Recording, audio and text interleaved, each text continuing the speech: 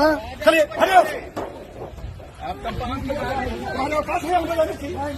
नहीं कर दूंगा, चल बाहर। नमस्कार, मैं रजनीश कुमार। आज आपको एक ऐसे उम्मीदवार के बारे में बताऊंगा जो पिछले 24 साल से चुनाव लड़ रहा है।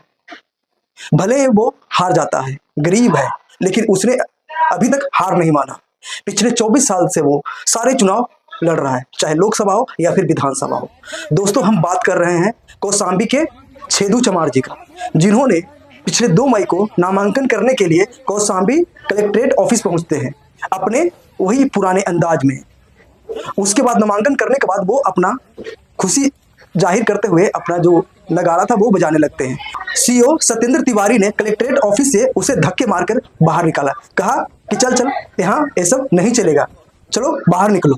इस तरह से छेदू चमार को बेइज्जत करके वहां से बाहर निकाला गया। और उसके बाद नामांकन करने के बाद 4-5 दिन बाद छेदू चमार जी का नामांकन रद्द भी हो गया। तो नहीं डीएम मोर पार्चा खारिज कर जाए, डिप्टी डीएम मोर पार्चा खारिज कराएगी। बाप रे कौशाम्बी के डिप्टी डीएम सिराथू के मोर खर्चा कहे तो विनोद सोनकर के दाखिल कराओ यहाँ है, मोर पार्चा खारिज। सोचिए दोस्तों, कितनी बड़ी बात है।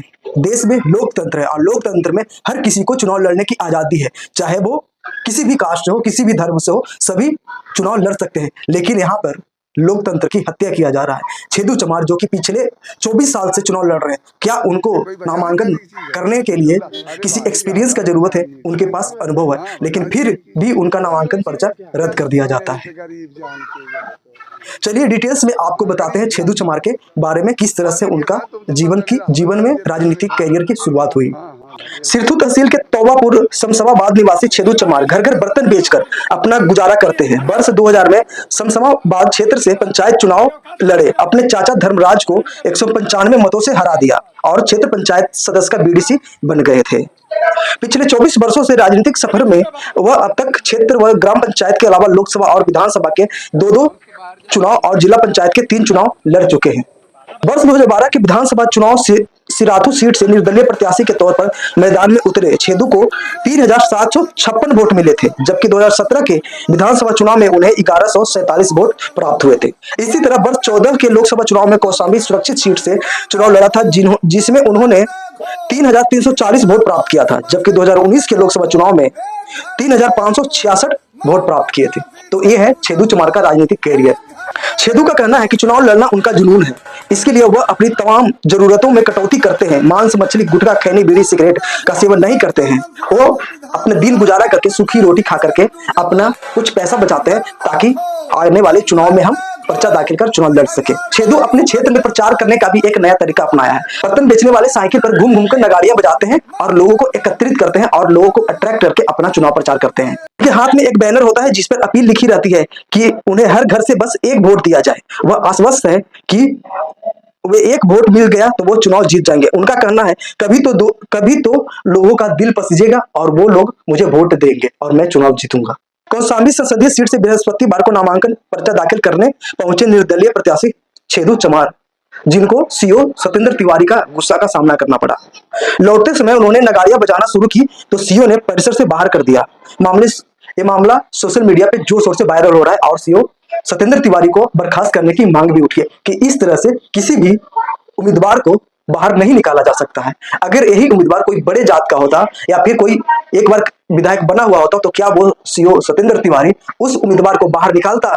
नहीं निकालता दोस्तों। लेकिन इसे क्यों निकाला? क्योंकि ये बेचारा गरीब था, एससी था, नीच कास्ट का था, इसलिए छेदू चमार को बाहर निकाला गया। देते हुए सीओ सिटी का कहना है कि नामांकन स्थल के 100 मीटर दायरे में कई बार मना करने के बाद निर्दलीय प्रत्याशी ने नारेबाजी करते हुए डुगडुगी बजाना नहीं बंद किया। आचार संहिता का उल्लंघन करने पर उन्हें परिसर से बाहर निकाला गया।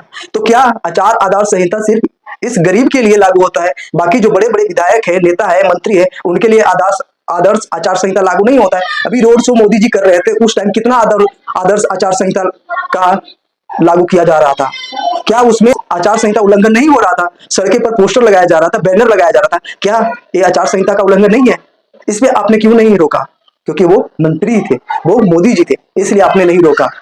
छेदू चमार चुनाव के लिए नामांकन दाखिल किया। अपनी 90 वर्षीय मां धनपतिया और पत्नी उर्मिला और भाई एवं उसकी पत्नी समेत 10 प्रस्तावकों के साथ नामांकन दाखिल करने पहुंचे। छेदू ने सुरक्षा कारणों से गेट पर ही अपने गले में लटकी नेम प्लेट की तख्ती और डपली रख दिया। इसके बाद कलेक्ट्रेट ऑफिस पहुंची निर्वाचन अधिकारी के समक्ष अपनी उम्मीदवारी का पर्चा दाखिल किया। नामांकन दाखिल कर वापस लौटने पर लोगों के आग्रह करने पर उसने ढपली बजाई। देख सकते हैं किस तरह से छेदू चमार को सीओ सत्येंद्र तिवारी धक्का मार के बाहर निकाल रहा है। देखिए रिपोर्ट। ये कोई बजाने गाने की चीज है? बिल्कुल। अरे भारी आफत मचाए मीडिया धक्का मार के भगाया। हाँ, भगा दी इनकी। लोग इसीलिए क्या यस्ती है नहीं से गरीब जा।